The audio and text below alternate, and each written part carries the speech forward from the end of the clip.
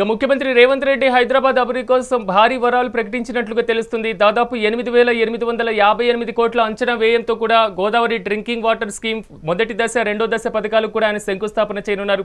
ఈ మొత్తం వ్యవహారానికి సంబంధించి మరింత సమాచారాన్ని మా సీనియర్ కరెస్పాండెంట్ శ్రీనివాస్ అందిస్తారు. శ్రీనివాస్, చెప్పండి, మొత్తం మీద ఈ రోజు శాంక్షన్ అయినటువంటి ప్రాజెక్టులు మాత్రం ఒక హైదరాబాద్కి వరాలుగా చెప్పుకోవాలి. అయితే దీనికి సంబంధించిన పూర్తి స్థాయి వివరాలు ఏ విధంగా ఉన్నాయి?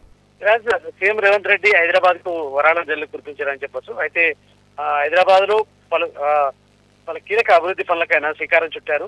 దీనిలో భాగంగా గోదావరి డ్రింకింగ్ వాటర్ స్కీమ్ ని ఫేజ్ 1-2 పథకాలకు ఆయన శంకుస్థాపన చేశారు. అయితే ఈ ప్రాజెక్ట్ తో హైదరాబాద్ కోర్ సిటీస్ తో పాటు శివారు ప్రాంతాలకు తాగునీరు తరలింపు కోసం కూడా 8,858 కోట్లతో గోదావరి డ్రింకింగ్ వాటర్ స్కీమ్ ని ఫేజ్ 1-2 ని ప్రారంభించబోతున్నారు. అయితే మొత్తం ఈ స్కీమ్ తో 14 మండలాల్లోని 25 లక్షల మందికి తాగునీరు అందించే అవసరాలకు ఈ ప్రాజెక్టు ద్వారా అందించవచ్చు. అయితే మల్లన్న సాగర్ జలాశయం నుండి 22 టీఎంసీల నీళ్లను మళ్లించి దీంట్లో అదేవిధంగా 2.5 టీఎంసీలను మూసీ నది పునర్జీవం కోసం ఉస్మాన్ సాగర్, హిమాయత్ సాగర్లకు మళ్లిస్తారు. ఈ నేపథ్యంలో కూడా అక్కడ నుండి మూసీ పునర్జీవం కోసం కూడా మళ్లిస్తారని చెప్పాలి. అయితే ఇప్పటికే మూసీని ప్రక్షాళన చేపట్టి మూసీ అభివృద్ధి చేయాలని కూడా సీఎం రేవంత్ రెడ్డి సర్కార్ భావిస్తున్న నేపథ్యంలో కూడా దీనికి సంబంధించి ఇప్పటికే రివ్యూ మీటింగ్లు, అదేవిధంగా దానికి సంబంధించిన ఒక డిపిఆర్ కూడా తయారు చేసిన పరిస్థితి. సో దీంతో పాటు ఇప్పటికే హైదరాబాద్ లో 1,35,00,000 మంది ఇప్పటికే ఉన్న నేపథ్యంలో కూడా సాగునీటి అవసరాల కోసం తీవ్ర ఇబ్బందులు పడుతున్న పరిస్థితి కనిపిస్తుంది.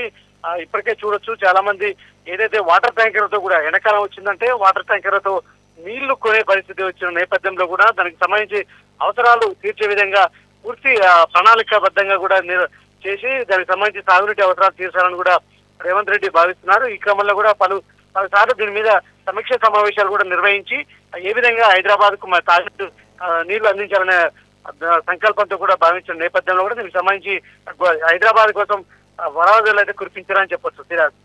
శ్రీనివాస్, దాదాపు 8,858 కోట్లు అంటే ఒక భారీ ప్రాజెక్ట్ అని చెప్పుకోవాలి. ఎందుకంటే ఫేజ్ 1-2 విడతల్లో కూడా దీన్ని నిర్మించబోతున్నారు. అయితే దీర్ఘకాలిక ప్రణాళిక నేపథ్యంలోనే ఇంత పెద్ద అమౌంట్ అంటే 8,858 కోట్లు అంటే అతిపెద్ద ప్రాజెక్ట్ గా చెప్పొచ్చు. ఎందుకంటే అంటే హైదరాబాద్ తో పాటు చుట్టుపక్కల ఉన్నటువంటి మండలాలకు సంబంధించి మొత్తం 25 లక్షల మంది అంటే పరిసర ప్రాంతాల్లో ఉన్న 25 లక్షల మందికి తాగునీరు అందించే లక్ష్యంగానే చేపడుతున్న ప్రాజెక్టు నేపథ్యంలో కూడా ఈ అందరికి తాగునీటి కష్టాలు కూడా తీరుతాయని చెప్పొచ్చు.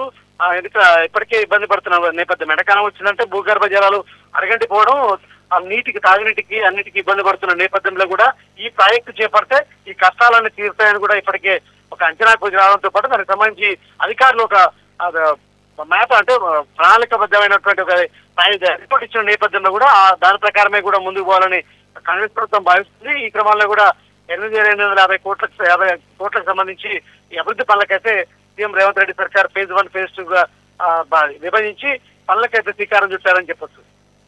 Srinivas, thank you.